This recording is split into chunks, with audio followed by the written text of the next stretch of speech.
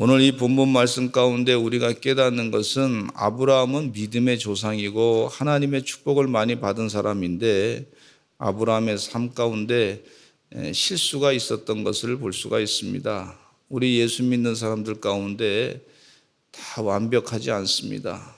실수함이 있다고 하는 사실을 늘 생각하고 기도하실 때 하나님 나에게 시험 들지 않게 해주세요. 하나님 유혹을 받지 않게 해주세요. 그렇게 기도하셔서 실수함을 자꾸 줄여가시기를 간절히 축원합니다. 근데 이 아브라함의 실수 가운데 어떤 실수가 있었냐면 믿음이 약해졌다는 거예요. 믿음의 조상이라고 할 정도로 훌륭한 믿음을 가졌는데 근데 하나님께서 명령하시기를 하나님께서 내가 내게 지시할 땅으로 가라. 그래서 그 지시할 땅으로 결단하면서 갔는데 믿음이 참 좋으신 분 같은데 이렇게 실수한 것을 보게 되면 참 안타까움을 금할 길 없습니다. 그러니까 내 힘으로 주의 일을 감당할 수 없다고 하는 사실을 늘 생각하면서 하나님 도와주시어서 하나님의 은혜와 주의 능력 가운데 이끌림 받는 삶이 되게 해 주시옵소서. 그렇게 늘 기도하시는 여러분 되시기를 간절히 축원합니다. 또 우리 다른 성도님들 가운데 혹여나 좀 실수하는 사람이 있다 할지라도 그 사람을 위해서 기도하시기를 간절히 축원합니다. 하나님 저에게 축복하셔서 하나님의 해결함으로 말미암아 축복하셔서 하나님이 역사하셔서 문제를 해결해 주시고 가정의 문제도 해결해 주시고 사업의 문제도 해결해 주시고 신앙의 문제도 해결해 주시고 그렇게 해달라고 간절하게 중보기도 하시는 우리 성도님들 되시기를 간절히 축원합니다. 아브라함은요 하나님보다 세상 권세를 두려워했다고 하는 것입니다. 아브라함은 애굽에서 범했던 것과 동일한 실수를 범하고 있어요.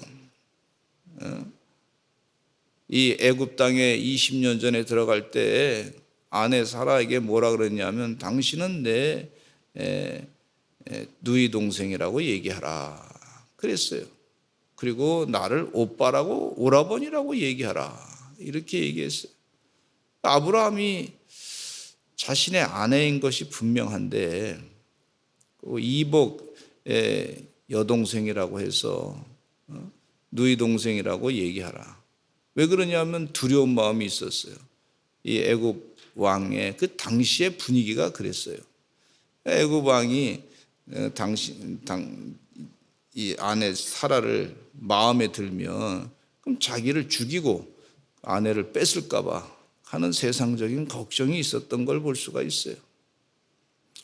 두려운 마음이 있어요. 하나님이 더 크신 분이시고 하나님이 우리 문제보다 더 크신 분이시고 우리 문제를 해결하신 분이시고 하나님 믿음이 있어야 되는데 이 믿음이 세상의 권세에 의해서 약해졌던 것을 볼 수가 있어요. 세상의 분위기에 의해서 연약해졌던 걸 볼 수가 있어요. 그래서 20년 전에 애굽 왕 바로 왕의 그 지역에 들어갈 때 당신은 나를 오빠라고 부르고 부부관계라고 하는 것을 숨기라 그랬죠. 똑같은 일을 또 이렇게 하는 거예요. 그럼 우리가 좀 궁금하게 생각되는 것이 당시에는 서로 근친상간이 있었나 보다. 결혼이 그 관계가 그렇게 됐나 보다. 그건 맞습니다. 근데 지금은 이 가까운 친족끼리 결혼하지 못하게 합니다. 이재만 선교사님의 설명에 의하면 처음에 사람들, 이 고대 근동의 그 처음에 원역사의 사람들은 참 건강했다는 거예요. 하나님이 창조하실 때 아주 완벽하게 사람들을 만들었다는 거예요. 그래서 그때 당시에 이 같은 가족끼리 결혼해서 인류가 번성하게 됐다는 거예요. 근데 지금은 그렇게 했다가는 좀 돌연변이가 많이 생기고 병이 많이 생기고 몸이 약해졌다는 거예요, 인류가. 그래서 늘 이재만 선교사님 설명하시기를 뭐라 그러냐면 처음이 좋았습니다. 창조할 때 처음이 좋았고 지금은 점점 약해져 갑니다. 불편해져 갑니다. 마지막 때가 점점 가까이 오게 되면 하나님의 심판의 때가 가까이 오게 되면 점점 타락하고 악해집니다. 이렇게 설명하고 계세요. 맞는 얘기죠. 그래서 그때 당시에는 이 근친 상간이 근친 결혼이 있었다는 것을 볼 수가 있습니다. 근데 이 아브라함이 그 당시에 아내 사라와 함께 이렇게 지내는 동안에 20년 전의 일은 또 까마득하게 잊어버리고 그때 내가 실수했는데 똑같은 실수를 하지 말아야 되겠다. 한번 따라서 하시죠. 똑같은 실수를 하지 말아야 되겠다. 그러면 참 좋은데 똑같은 실수를 또 저지르게 된 걸 볼 수가 있어요. 한 20년 동안 지내는 동안에 믿음이 또 연약해진 것을 볼 수가 있어요. 하나님과 대화가 좀 적었는지 하여튼 연약한 그런 모습으로 사람이 또 바뀌게 됐어요. 우리 신앙생활 하다 보면 그 기복이 있는 걸 볼 수가 있어요. 어떤 때는 굉장히 열정적으로 하다가 어떤 때 조금 또 떨어졌다가 또 그런 분들이 계세요. 그런데 우리 김영재 목사님은 늘 말씀하시기를 어떻게든지 그래도 교회를 나오라. 그래도 성전을 떠나지 말아라. 따라서 하시죠. 그래도 성전을 떠나지 마세요. 그럼 사람이 신앙생활을 조금 열심히 했다가 또는 좀 떨어졌다가 뭐 그럴 때가 있다는 거예요. 그걸 목회를 하다 보니까 평신도 생활도 오래 해보고 보니까 아는 거예요. 사람이 다 늘 완벽하지가 않으니까 늘 사업이 늘 10% 20%씩 늘 성장하지 않잖아요. 어떤 때는 뭐 사업이 좀 마이너스 될 때가 있고 어떤 때는 조금 한꺼번에 말이죠. 한 30% 성장할 때도 있고 조금 좀 평년작을 유지할 때가 있고 늘 그렇단 말이죠. 그러니까 인생이 그러니까 그럼에도 불구하고 꼭 성전을 떠나지 말아라. 하나님께서 그 가운데 역사하는 말씀이 있고 깨우침이 있고 하나님의 은혜가 또 다르단 말이죠. 하나님께서 분명히 역사하신단 말이에요. 아브라함도 그런 시기를 지금 겪고 있는 것이라고 볼 수가 있어요. 위기의 시기. 근데 이 남방으로 이동해가지고 그랄 땅으로 이동했다. 그랄 땅은 낯선 곳이죠. 위기가 점점 커지는 거예요. 근데 아비멜렉 왕이 다스리는 그 지역인데 이 아비멜렉의 이름의 뜻은 왕의 아버지라 그랬어요. 블레셋 족속이 아주 강한 통치자였어요. 대단한 통치자였는데 그러니까 자기 땅의 여인을 마음대로 자기 아내로 삼을 수 있는 힘이 있었단 말이죠. 세상적인 힘이 있었어요. 근데 아브라함은 같은 방법으로 내가 이 그랄 땅에 들어가니까 나를 오라버리라 하고 또 당신은 나의 동생이라고 여동생이라고 하고 그러고 들어갑시다. 그렇게 안 하면 저 사람이 나를 죽이고 당신을 나의 아내로 자기 아내로 취할 수 있습니다. 이런 거예요. 근데 이 아브라함은 자신의 거짓말로 인해서 더 큰 위기에 빠지게 됐는데 사라가 이복누이인 것은 사실이지만 분명한 것은 아브라함의 아내입니다. 말은 틀린 건 아니지만 나의 동생이라고 얘기한 건 틀린 건 아니지만 정확한 것은 아니죠. 확실한 건 내 아내입니다. 나의 동생이자 내 아내입니다. 이렇게 얘기하면 됐을 텐데 그러니까 아비멜렉이 한 얘기만 듣고서 오판한 거죠. 왕이 잘못 생각해가지고 이 아브라함의 아내 사라를 자기 아내로 궁정에까지 들였던 걸 볼 수가 있어요. 근데 성경학자를 이제 이때 이 아브라함의 아내 사라가 몇 살이었냐면 90세쯤 됐다. 90세 된 여인이 그 왕의 마음에 끌렸다. 그 외모 때문에 그런 것이냐? 좀 의심이 가는 부분이 있잖아요. 90세 됐는데.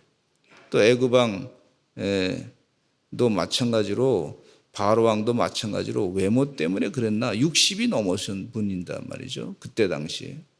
그러니까 조금 성경 주석을 좀 보다 보니까 어떤 내용이 나왔냐면 아마 이 그랄 왕이 아비멜렉이 정략 결혼을 한 것이 아니냐. 다른 족속들이 이렇게 들어왔을 때 사람들이 많이 들어왔는데 결혼 관계로 인해 가지고 그래서 서로 친족 관계를 맺게 되면 분쟁 소지가 많이 줄어들기 때문에 서로 갈등 소지가 줄어들기 때문에 그렇게 하기 위해서 정략 결혼을 한 것이 아니냐 이렇게 해석하는 성경학자도 있어요. 근데 아마 미모 때문에 그러지도 않았나 뭐 이런 생각도 양쪽에 또 양면이 있습니다. 어쨌든 그건 잘 모르겠어요. 근데 이 엄청난 심각한 가정의 문제가 이게 발생한 거죠. 심각한 가정의 문제죠. 이게 보통 문제가 생긴 게 아니에요. 아비멜렉이라고 하는 큰 왕이 이 힘이 센 왕이 아브라함의 아내 사라를 아내로 맞아들이겠다 이렇게 하니까 뭐 그 힘에 눌려가지고 할 수 없는 거죠. 말이죠. 지금 그 하나님께서 약속하신 내용 가운데 뭐가 있냐면 아브라함에게 약속하시기를 내 아내 사라에게서 아들이 날 것이다까지 약속을 받았는데 이게 지금 무슨 상황이냐 말이죠. 보통 심각한 상황이 아니라고 그러죠. 하나님의 약속은 어디 갔는지 이게 어떻게 되는 상황이지. 도대체 상당히 혼란한 그런 상황이 지금 벌어지고 있는 것을 볼 수가 있어요. 아브라함의 가정이 파괴될 가능성이 있고 지금 하나님의 약속하심이 지금 그 사라질 그런 상황이 있고 지금 물거품처럼 확 사라질처럼 되게 있고 하나님이 지금 역사를 지금 아비멜렉 왕을 통해서 하시려고 하시는 건가 이렇게 오해될 수 있는 그런 부분도 있단 말이에요. 아주 이 복잡한 상황이 지금 벌어지고 있어요. 아브라함이 잘못된 선택으로 말미암아 잘못된 얘기로 말미암아 이러한 일이 지금 벌어지고 있는 상황이란 말이죠. 이방인의 후초로 들어갈 가능성이 많아진 그런 상황이 되고 말았습니다. 상당히 아브라함에게는 혼란한 생각을 갖고 있었을 거예요. 또 상당히 사라에게도 혼란스러운 생각이 갖고 있었을 것이고 또 아브라함을 같이 따라갔던 그 목동들 아브라함의 일을 감당했던 그런 여러 사람들도 이게 상당히 혼란한 상황 가운데 지금 처하고 있는 그런 상황이라고 볼 수가 있어요. 야, 이게 이 변화가 도대체 뭐지? 잘못하면 큰 이 그랄 왕이 말이죠. 블레셋의 그랄 왕이 무슨 이게 나를 거짓말을 시켰다고 해가지고 사람들 다 그냥 재산을 뺏고 말이죠. 죽일 사람 죽이고 그럴 수도 있단 말이에요. 고난이 세력이 크니까. 이런 혼란한 상황 가운데 있었을 때 해결자가 되시는 분은 누구시냐 하면 바로 하나님이시라는 거예요. 따라서 합시다. 하나님은 우리의 문제를 해결해 주십니다. 아브라함이 실책을 했어요. 그런데 결국 아브라함의 문제를 해결해 주시는 분은 누구시냐면 하나님이시에요. 하나님께서 우리의 문제를 해결해 주셔야 해결함 받는 거예요. 오늘 본문 말씀 가운데 그 내용을 말씀해 주시는 걸 볼 수가 있어요. 아비멜렉에게 잠을 자고 있는 아비멜렉에게 하나님께서 그 밤에 나타났어요. 꿈속에 아비멜렉의 꿈속에 나타났어요. 3절에 보니까 이 말씀이 있어요. 그 밤에 하나님이 아비멜렉에게 현몽하시고 그에게 이르시되 내가 데려간 이 여인으로 말미암아 네가 죽으리니 그런 남편이 있는 여자임이라 이렇게 말씀해 줘요. 하나님께서 아주 그냥 지금 상당히 아비멜렉에게 나타나가지고 꿈속에 나타나가지고 세게 말씀하시는 거예요. 너 사라 건드리지 말아라. 한마디로 이렇게 얘기하는 거예요. 그랬더니 너 죽을 것이다. 이렇게 하나님께서 경고 말씀하시는 것을 볼 수가 있어요. 하나님께서 가만히 계시는 분이 아닙니다. 아브라함을 믿음의 조상으로 만드시고자 하신 하나님의 계획이 있고 그를 통해서 후손이 많아지는 것에 대한 하나님의 계획이 있고 그 비전이 있는데 하나님께서 그냥 두지 아니하시고 하나님께서 아비멜렉의 꿈속에 나타난 것을 볼 수가 있어요. 근데 이 아비멜렉은 또 그 꿈을 무시하지 않습니다. 4절에 한번 읽어보겠습니다. 다시 한번 시작. 아비멜렉이 그 여인을 갖가지 하지 아니하였으므로 그가 대답하되 주여 주께서 의로운 백성도 멸하시나이까? 지금 아비멜렉도 하나님의 그 지시하심 말씀하심에 대해서 정확하게 응답하는데 네 주여라는 표현을 하고 있어요. 주여. 아주 상당히 영적으로 그러면 대단한 그런 사람으로 여겨집니다. 그러면서 설명합니다. 그가 나에게 내 누이라고 했습니다. 나는 잘못한 게 없습니다. 아주 선대하려고 했습니다. 그 여인도 그는 내 오랍이라 했으니까 나는 순수한 마음으로 무슨 잘못된 무슨 사심을 가지고 그렇게 아내를 뺏은 게 아닙니다. 라고 설명을 했어요. 그러나 하나님께서 분명하게 말씀하시기를 이렇게 얘기합니다. 그럼에도 불구하고 네가 들은 게 제대로 없다 할지라도 혹시 실수하면 이것도 문제가 심각하게 되니까 그러니까 너를 살려주기 위함이다. 하나님께서 아비멜렉에게 가르쳐 줍니다. 야, 이 하나님의 크신 은혜의 은혜. 아멘. 좀 죄송스러운 얘기지만 믿는 자가 이 아브라함이라는 사람 믿는 사람 아닙니까? 하나님을 섬기는 사람 아닙니까? 그런데 이 아브라함이 실수로 해서 거짓말을 한 거죠.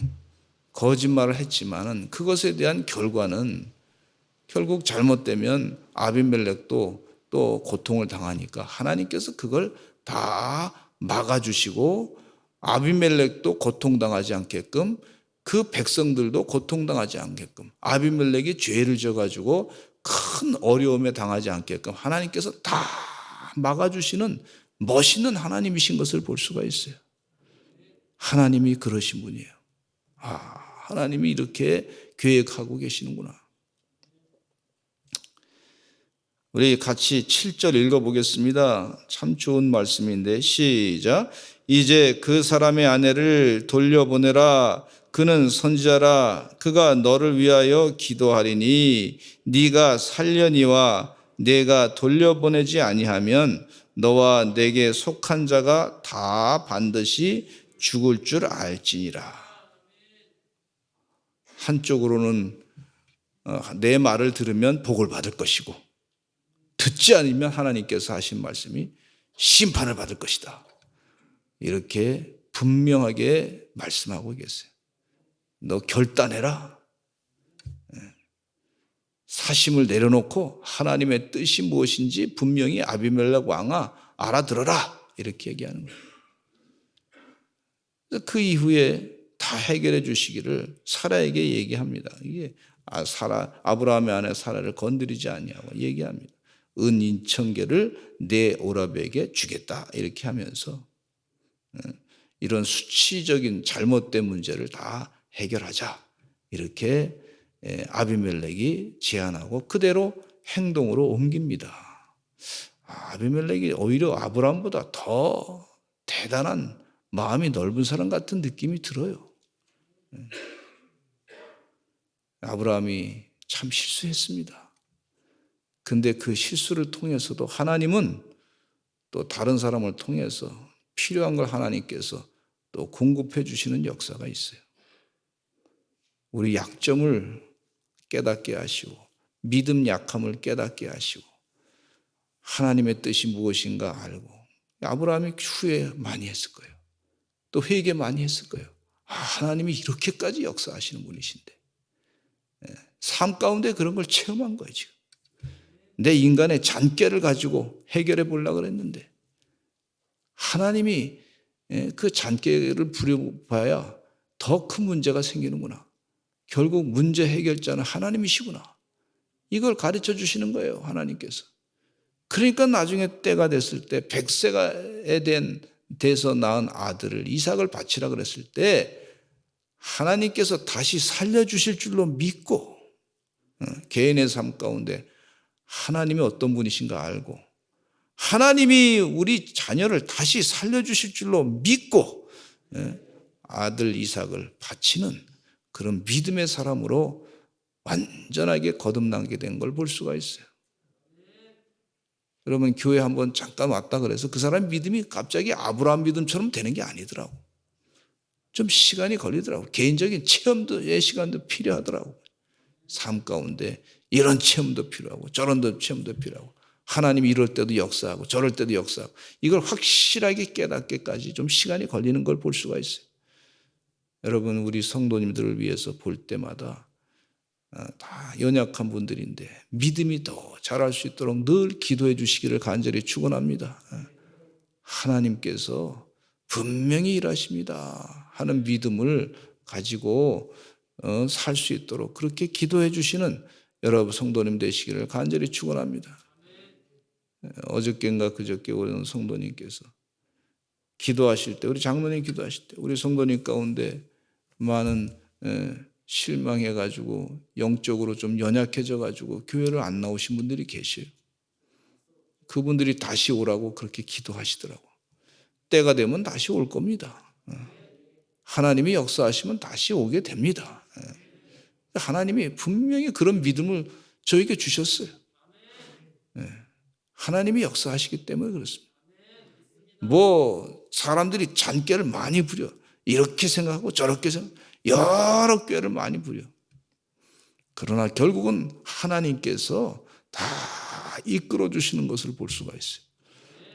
그 믿음을 우리에게 갖게 하시는 이 귀한 말씀입니다. 오늘 시간 주여 한번 해주시고 통성으로 기도하실 때 주여 많이 하시고 통성으로 기도하실 때 우리 믿음 생활 다시 회복하는 역사 있게 해달라고 기도해 주시고 아브라함도 실수하고 연약했었지만 다시 하나님이 다 그를 해결해 주시고 주님 품으로 인도하신 것을 볼 수가 있어요.